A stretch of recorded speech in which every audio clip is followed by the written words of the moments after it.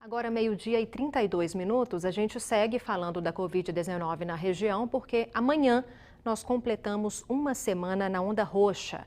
E para falar sobre essa medida e trazer outras informações a respeito da pandemia, o Sinésio Inácio da Silva Júnior, que é professor de epidemiologia da Universidade Federal de Alfenas, está aqui com a gente mais uma vez. Professor, boa tarde, muito obrigada pela presença. Boa tarde, Suzana. Boa tarde a todos que nos assistem. Sempre um prazer. Todo nosso. Professor, como a gente tem acompanhado aí todos os dias em nossos telejornais, os nossos casos e também as mortes seguem aumentando. Quando que a gente deve ter, de fato, um benefício trazido por essa onda roxa? Suzana, as medidas, como a onda roxa, que visam restringir mobilidade social, elas normalmente se consegue dimensionar benefícios a partir da primeira, terceira semana depois de encerrado o período de restrição. Então, nós estamos indo, como você falou, para a primeira semana, teremos ainda a segunda semana para completar os 15 dias, daí, uma semana depois, a 3 semanas depois, é que nós poderemos encontrar algum benefício dessa medida atual. Professor, e o que a população pode fazer, deve fazer, inclusive, para que esse resultado positivo de fato chegue? Olha, essa é uma questão muito importante, porque a medida de fechar, por exemplo, comércios, fechar atividades para diminuir a mobilidade e concentração de pessoas, ela tem que ser acompanhada da responsabilidade individual de todos, especialmente nas nossas casas, nós, nesse período de maior restrição, também ficarmos restritos ao convívio daquelas pessoas com as quais a gente já vive, tomar as medidas de precaução e, de modo generalizado e corretamente, usar as máscaras. Se não, e o nosso isolamento social, por medidas que a gente já está vendo da própria Secretaria do Estado, ele ainda está muito baixo. Para se ter uma ideia, ele está em torno de 32%. O maior foi 42%. Então, se nós individualmente, como você está colocando, Suzana, não tivermos essa consciência de fazer a nossa parte, pode ser mais uma vez uma grande frustração. Professor, infelizmente a nossa vacinação segue caminhando aí a passos lentos, Mas, na opinião do senhor, o que a gente já tem de imunização pode gerar aí a queda nas mortes e também nos casos nas próximas semanas? É uma expectativa, sim, para a gente ter uma ideia, o sul de Minas, no todo do sul de Minas, ele já cobriu 85% da população com 80 anos ou mais, que é aquela faixa etária em que tem disparadamente o maior risco de morrer pela doença e, por consequência, ser internado antes. A vacinação em Minas Gerais ela começou no final de janeiro, então nós temos aí, se deixar esse finalzinho de janeiro, temos o mês de fevereiro, a segunda dose, no caso da AstraZeneca, da vacina da Oxford, ainda ela vai ser aplicada em abril, mas já está dando até tempo de fazer a segunda dose da Coronavac. Então, nós acreditamos que dentro de uns 15 dias, com mais segurança, em alguns locais existe algum indicativo positivo, mas mais uns 15 dias e com mais segurança ainda até abril, nós já teremos sim uma grande expectativa de diminuição de mortes e internações. Que assim seja, professor. Agora eu queria saber o seguinte, a nossa região tem alguns pontos mais críticos do que outros? Algumas cidades que estão com a situação aí mais preocupante? Olha, a nossa região, o sul de Minas, como um todo, ele está atualmente numa tendência, vamos dizer, tripla, ruim, que é aumento no número de casos, aumento no número de internações e de número de mortes. No entanto, a regional de Varginha, a tendência, a regional, não exatamente só a cidade, a regional de Varginha, Varginha e as cidades que ela atende, ela está com uma tendência de queda no número de óbitos. Por outro lado, a regional de Varginha, Alfenas, Passos e Pouso Alegre, todas estão com tendência de alta. Um destaque muito preocupante, mais compreensivo, é o grande número de casos, o crescimento muito grande do número de casos em Pouso Alegre e o crescimento muito alto de mortes em Itajubá. Tá ok, professor. Daqui a pouquinho eu volto a chamar o senhor, tá? Para a gente conversar mais um pouco. Obrigada por enquanto.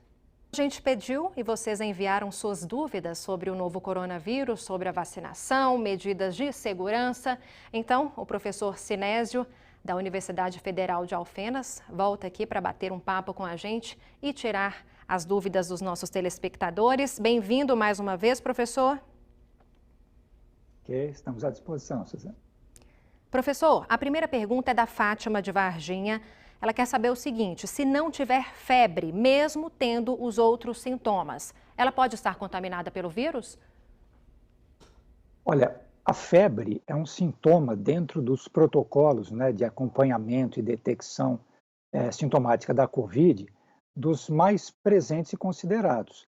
Agora, mesmo sem a febre, que é uma característica, né, de reação à infecção, não é totalmente descartado que a pessoa ainda assim, né, não possa estar sim com a Covid. Por isso que é preciso ter, né, a consulta ao médico e a comunicação às autoridades de saúde na dúvida. Professor, a Aparecida de Pouso Alegre, ela foi infectada, o médico deu 7 dias de afastamento. Ela quer saber se esses dias são suficientes para ela poder voltar à vida normal. Olha, provavelmente, né, então já houve o período em que ocorreram os sintomas, né, houve a procura do médico, e esses 7 dias que o médico deu, ele vai acabar perfazendo um total, considerando desde o início da infecção, de 10 dias ou mais. E aí, as pessoas, hoje já se sabe, a partir do 10º dia do início da infecção, elas têm uma quantidade de vírus que pode contaminar outros, né, praticamente nula. Então, não seria um risco para outras pessoas. O problema é saber se você vai estar bem para voltar, né, ao trabalho, porque o curso da doença, embora ele seja, né, é, praticamente igual em sintomas, a intensidade de sintomas entre as pessoas, né, pode variar. Tem pergunta de Paraguaçu também. A Cidinha pergunta: quem tem problemas de circulação corre o risco de ter trombose se tomar a vacina? Olha, Cidinha, essa é uma dúvida muito pertinente e bastante atual, porque houve até, né, uma associação indevida com casos de trombose e a vacina da AstraZeneca, ok? E o que acontece? Primeiro, deixar claro, a vacina é segura, seja a da Coronavac, seja a da AstraZeneca. O problema é que a doença Covid, ela pode acometer circulação periférica, né? E aí formar trombos e esses trombos poderem criar problemas mais sérios de tromboembolia para a saúde da pessoa, inclusive podendo arriscar a vida. Mas a vacina, ela é sim segura, né? E a gente não tem que ter esse receio em relação a notícias a respeito. Professor Tadeu de Alfenas pergunta: existe perigo em tomar vacinas diferentes? Olha, Tadeu, a lógica das vacinas, embora, né, as chamadas plataformas vacinais sejam diferentes, né? Uma é com vírus inativado, que é o caso da Coronavac, outra é um outro vírus também inativado que leva o material genético do vírus da Covid, outra, esse material genético é encapsulado, outra é só essa proteína spike. Todas essas estratégias, elas vão querer fazer o quê? Fazer com que o nosso sistema imunológico reaja, a gente crie anticorpos. Então, assim, não é que é perigoso, né, ou não, absolutamente não recomendado, né, você tomar uma vacina e tomar a segunda dose de outra. Só que os ensaios, eles foram feitos para que as pessoas, né, tenham uma garantia de prognóstico de proteção, tomando o reforço da vacina, mesma vacina que tomaram na primeira dose. Sueli de São João Batista do Glória quer saber qual intervalo a gente tem que dar entre a vacina da gripe e a da Covid.